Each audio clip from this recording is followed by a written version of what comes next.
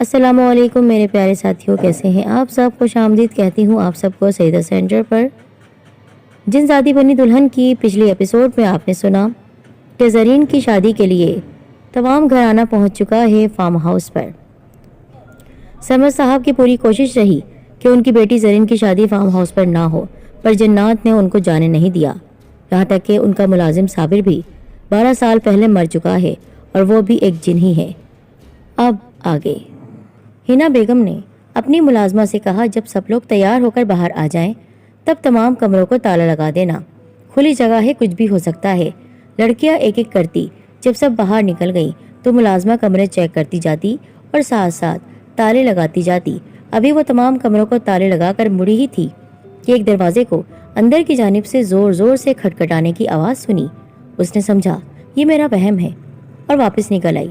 چند سیکنڈ بعد پھر آواز اور شدت سے آئی تو ملازمہ نے دروازہ جیسے ہی کھولا اسے اندر سرمد دکھائی دیے اور انہوں نے غصے سے ملازمہ کو کہا، جاؤ زرین کو بھیجو، مجھے اسے ایک خاص تحفہ دینا ہے۔ ملازمہ زرین کو بلا کر کمرے میں لے آئی۔ کمرے میں آنے سے پہلے باہر لان میں اس کی نظر پڑی تو وہ حیران اور پریشان رہ گئی۔ سرمد آغا ساس سے باتیں کرتے ہوئے دکھائی دیے۔ اس نے سوچا اگر سرمد آغا باہر ہیں تو اندر کون ہے، کیونکہ ابھی ابھی ہنا بیگم نے بھی کہا کھلی جگہ ہے، کچھ نہ کچھ ہو سکتا ہے۔ لہٰذا وہ واپس جانے کے لیے مڑی ہی تھی کہ دیوار کے پیچھے سے کسی کو آتے دیکھ کر رک گئی۔ وہ کوئی نقاب پوش عورت تھی جو عین اس کے سامنے آ کھڑی ہوئی اور چہرے سے نقاب ہٹا کر خاموش نظروں سے اسے گھورنے لگی۔ ملازمہ نے اپنے سامنے خود کو ہی دیکھا، وہ بھی انتہائی قریب سے۔ ابھی چیخ مارنے کو ہی تھی کہ اس عورت نے پنجہ مار کر ملازمہ کا چہرہ بگاڑ دیا۔ باہر محفل کافی سجی ہوئی تھی۔ رمشا بھی باقی لڑکیوں کے ساتھ گانے بجانے میں مصروف رہی۔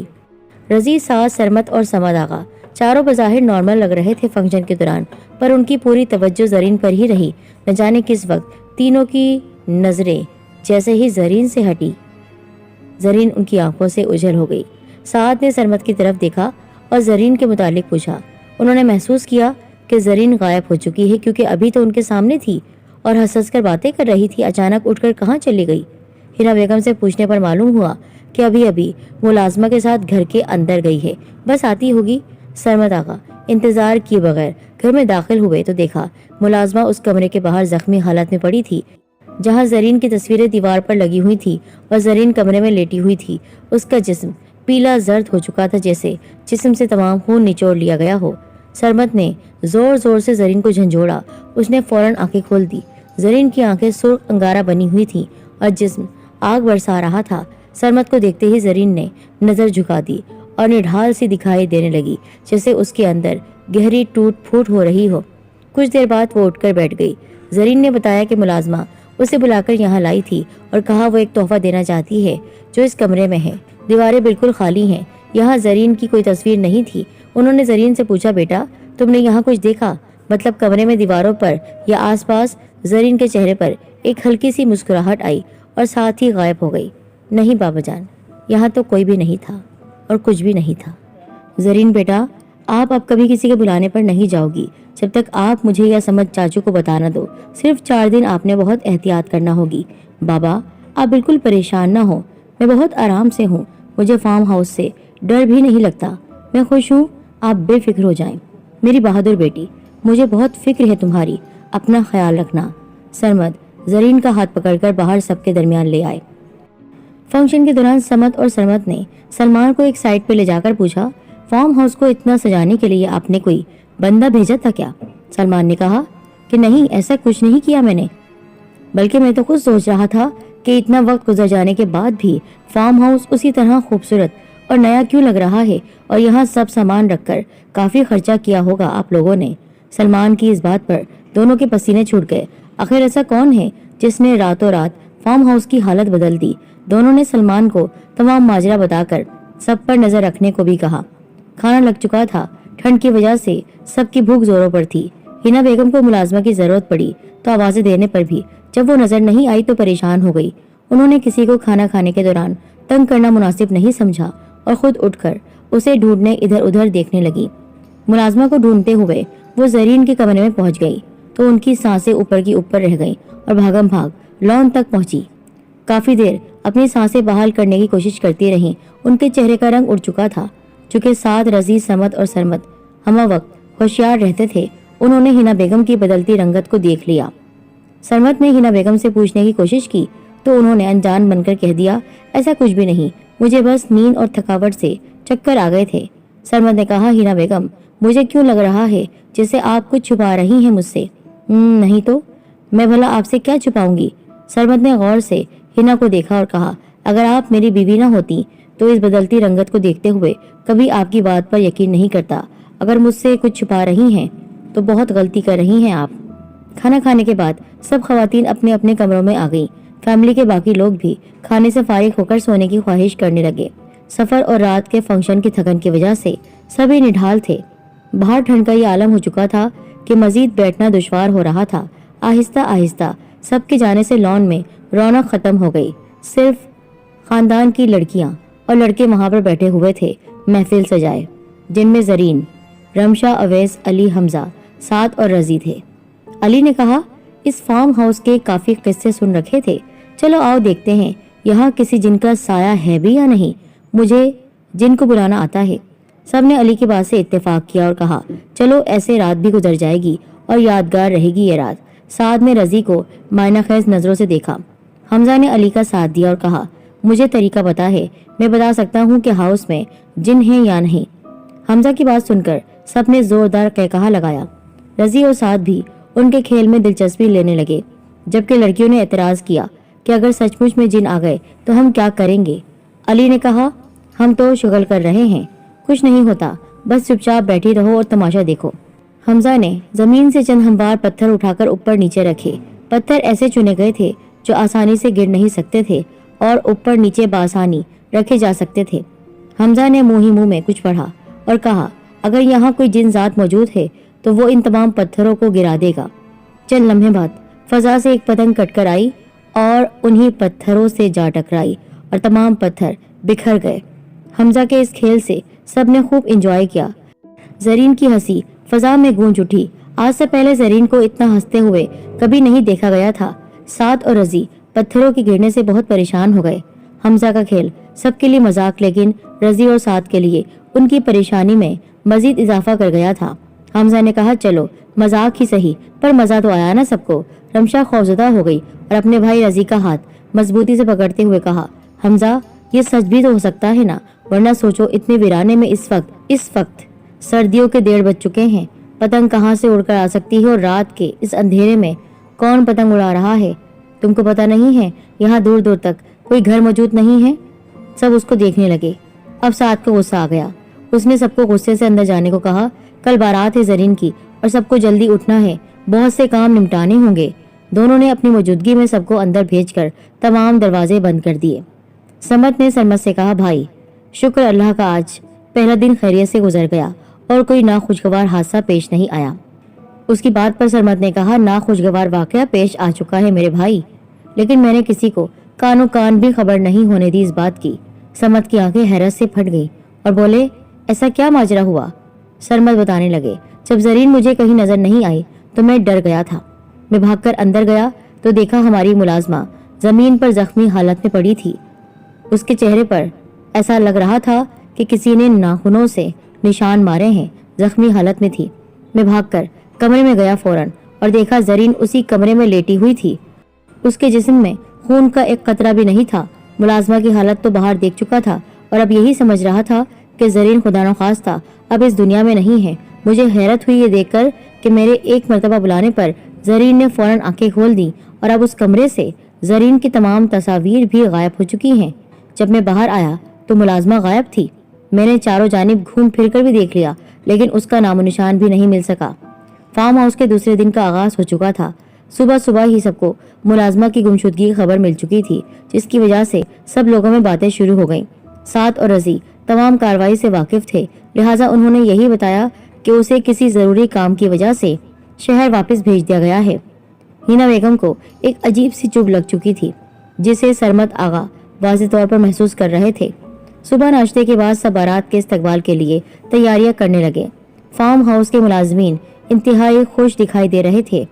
मुलाजमीन में से किसी ने भी शादी के खाने को चखा नहीं। उस वक्त फार्म हाउस में काफी तादाद में लोग मौजूद थे। जगह बहुत खुली और कमरे बेशुमार थे। फार्म हाउस में सब कुछ मौजूद था सिवाय आईने के। लड़कियों को तैयार होने के लिए आईने की जब जरूरत पड़ी तो पूरे फार्म हाउस में कोई आईना नजर नहीं आया। हैरत की बात थी।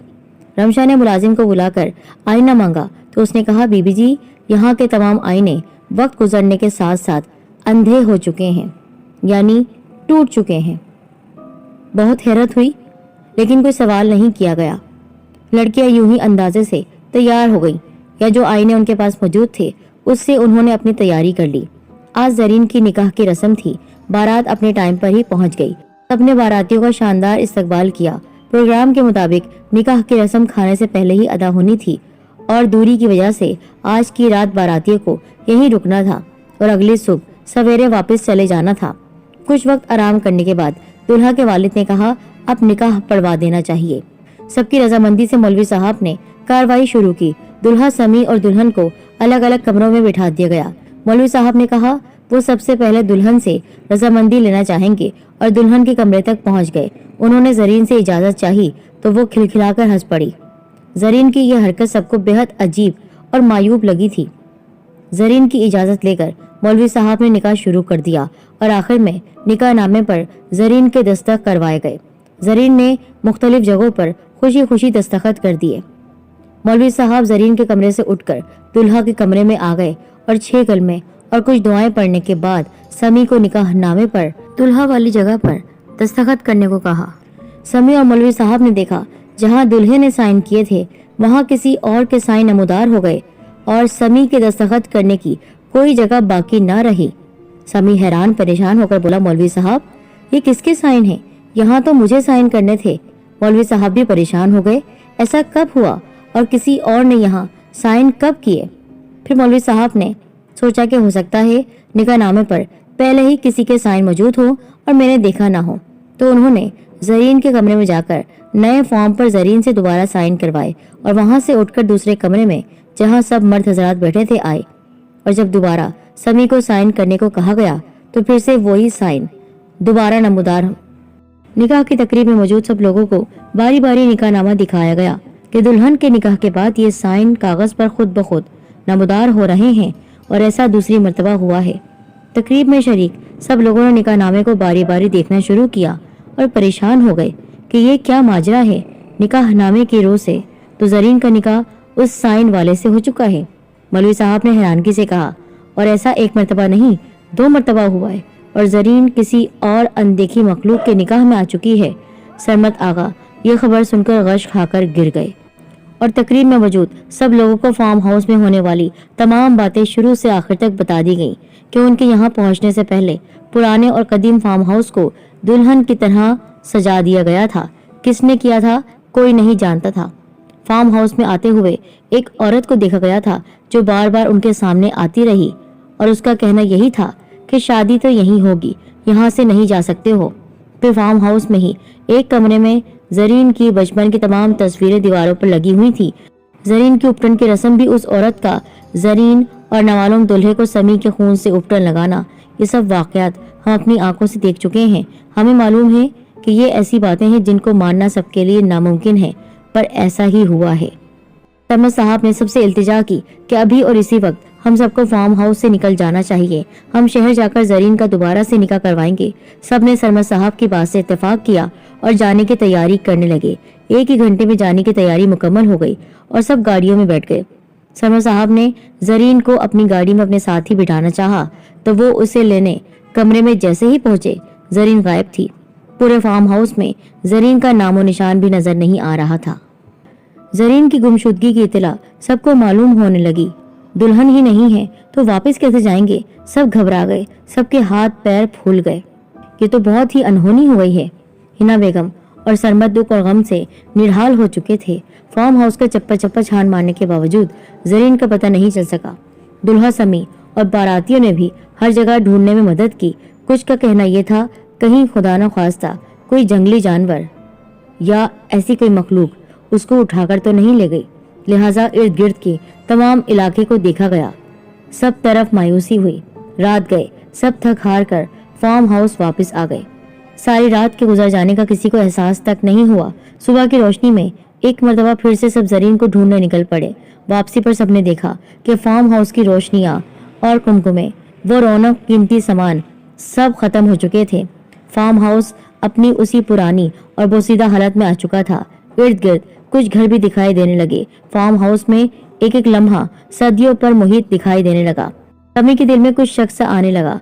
वो अकेले इर्द गिर्द के इलाके देखने लगा। चलते चलते वो जंगल की तरफ बढ़ने लगा। जंगल के बीचों बीच जाकर उसे घुंघरू की आवाज आने लगी। समी ने आवाज को सुनकर उस सिमत चलने का फैसला किया। काफी दूर पीछा करने के बाद वो आवाज के करीब पहुंचा तो देखा जरीन आखिर कहाँ गई। समी ने क्या देखा था? क्या जरीन को सब घर वाले ढूंढ लेंगे? कौन है वो जिसके साथ जरीन का निकाह हुआ? ये जानने के लिए जिनजादी बनी दुल्हन की आखिरी एपिसोड जरूर देखिएगा।